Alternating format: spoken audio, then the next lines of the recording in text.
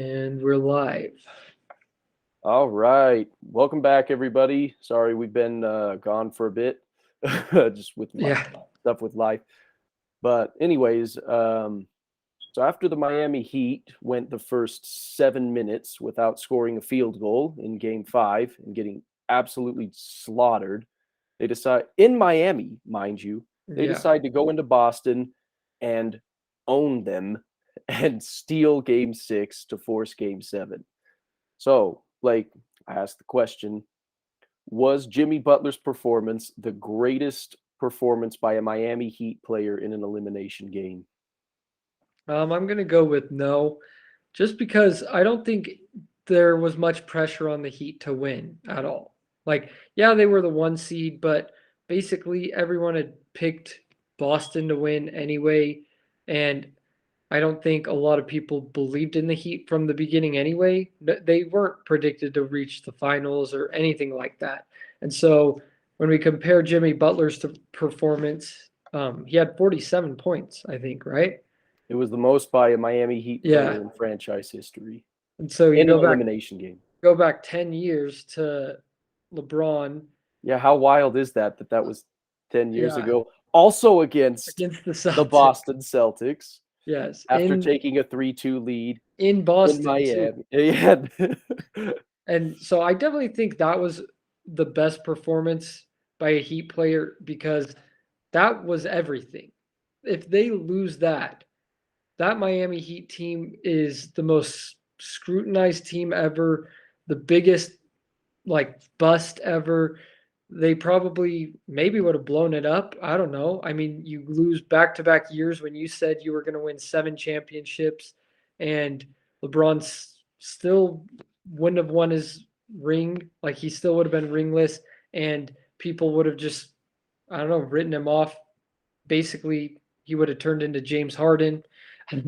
Like he would have been that type of player, but never won a ring at that point. Who knows what would have happened? But I think there was just so much pressure riding on that game that easily trumps Jimmy Butler's game. Even though Jimmy Butler was absolutely incredible, especially because he had just come off of playing terrible the past 3 games and is injured with his knee inflammation, and everyone was thought he was basically done. Like, oh well, he's just dealing with an injury. He's not going to be that good anymore.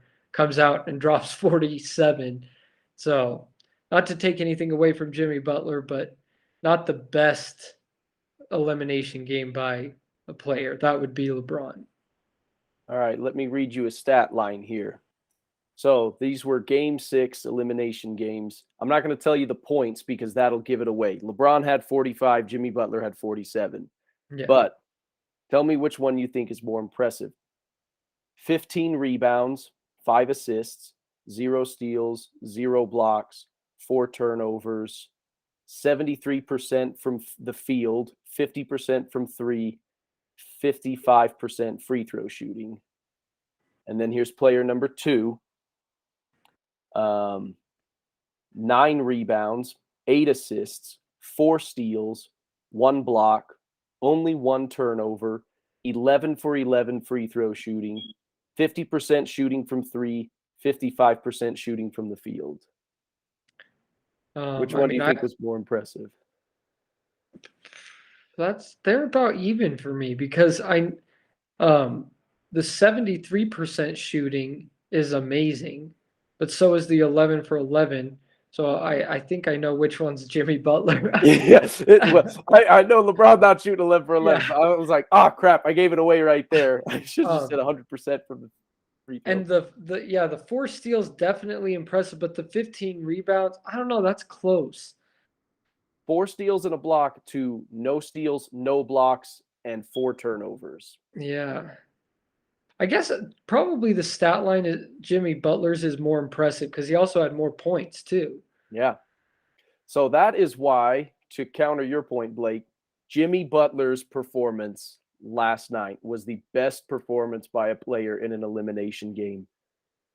Not on a legacy standpoint. For LeBron, that was his make or break in his story. If they lose that game, it greatly affects him, Yeah.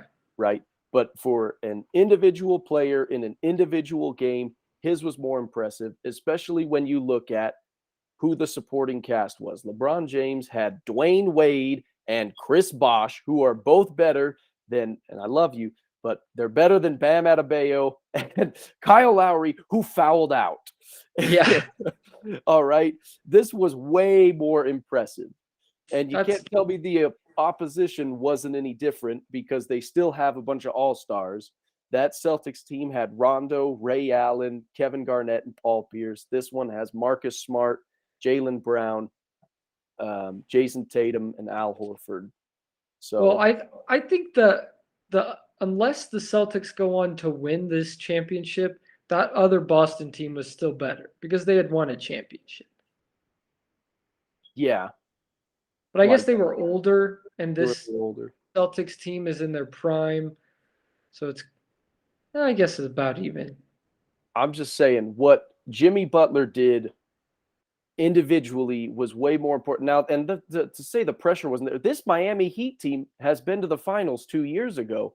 Now, because they have, Jimmy Butler, who ironically, since he's gotten to Miami, hasn't been much of a drama queen, whereas all of his performances before there, Yeah. it was drama everywhere.